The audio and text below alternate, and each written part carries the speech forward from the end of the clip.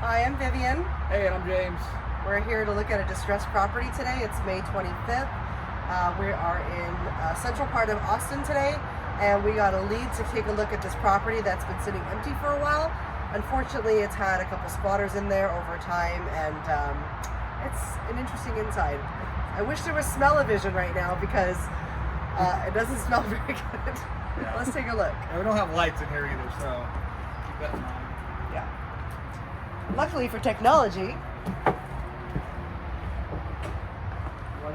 Yeah, so this is the main kitchen area here. So got some potential. I think I would probably want to open this up and make this a big island here. Maybe put a nice hood vent here to modernize it and open it up into the family room. You got a dining room over here. I might figure out a way to maybe extend this kitchen, make it bigger. Having a huge dining room is not really something that people look for nowadays. So probably try to figure out a way to add more cabinetry in here. And it looks like this house may have been updated in the 80s because this type of laminate countertop that you see here is pretty typical of that time. But the money thing here is this stove. They keep talking about this stove. It's a replica, but it's pretty cool. It's cool, but it's not worth anything in my opinion. Because he's not a stove expert. I don't like it. Oh, look at that, James. Oh yeah, and so yeah, this is what we're. One of the first things we notice this house is we got termites everywhere. They love drywall because they love the paper in the drywall. It's an easy snack for them, and they can go after. Whenever you get termites this high up in the house, it's concerning for sure. Did they eat out some of the rafters? Did they get into the studs? Typically you see termites in areas where there's moisture, so you often find them around the bathtubs, maybe the kitchen. But to see them all over the house like this, including in the ceiling, is not a good sign. Take a look at the floors. These are old laminate floors. Pretty gross. Smells a little bit like urine in here, a little bit like smoke from someone lighting a fire. So we have the first bedroom here. Nothing too crazy about it. Original windows, original doors. Hey, Viv, go in there and take a look at that. No, I'm not doing that. No. If you want to see my breakfast on the floor, that's what we'll see.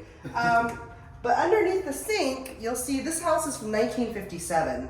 So when you get into older homes like this, you really want to take a look at the plumbing because you want to be aware of whether or not it's, plumbing that's been updated or cast iron plumbing.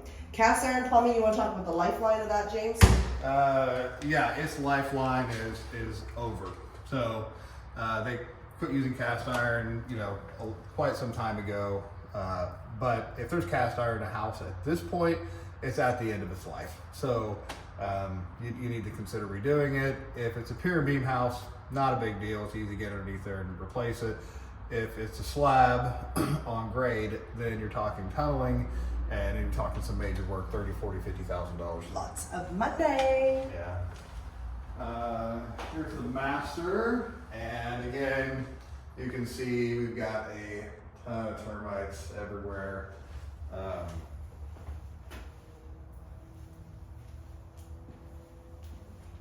Yeah, this house may need to be rewired as well. We have some crazy funky wiring here.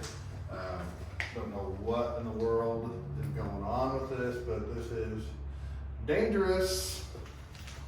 There's a toilet over there. We've been warned not to look in there either. James, I'll pay you $100 to go look in there. I'm good. No, $150. Don't do it. Not worth it. Yeah. When did the squatter move out? The last time we saw her was like last week. Oh, so it's pretty fresh. Is it, they call it squatters' rights because they literally squat and take a shit there? I wonder, is that what makes it the squatting rights? Is they're squatting in the house? Because nobody else wants to clean it. Let's take a look. This room is really interesting. Interesting in a bad way. Again, check out. So we got roof leak. You can see mold. We've got termites. More termites. we've got, this is pretty wild. We had somebody hooked in, put a T in here to run basically a trap out for an RV. So interesting little setup there. Is somebody yelling for us? I don't know, maybe. Oh, but that makes me scared.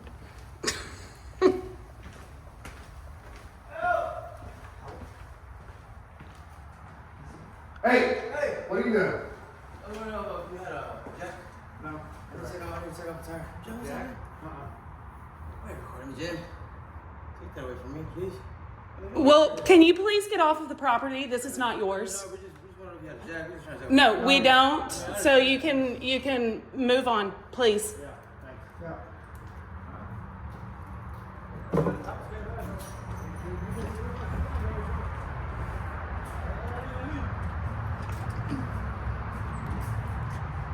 Well, we have that on camera. He was hoping to score some free tools. Well, makes for good content, that's for sure. Oh, so this is not the best part of town, I don't think. Yeah, one of the things that we had mentioned that in a prior video is how sound and noise from the highway can really bring down the value of a property. Now, in a market that's really hot, where there's low days on market, that might not be an issue. But right now in Austin, May 2023, we're seeing about, I don't know, 90 days on market on average right now, which means that people have lots of inventory to choose from. So why would they choose a property that is right by the highway? I don't know if you can hear that. Or they could choose something that's more quiet. So, you know, this is probably a no for us, I think. We'll see. We'll talk more about it.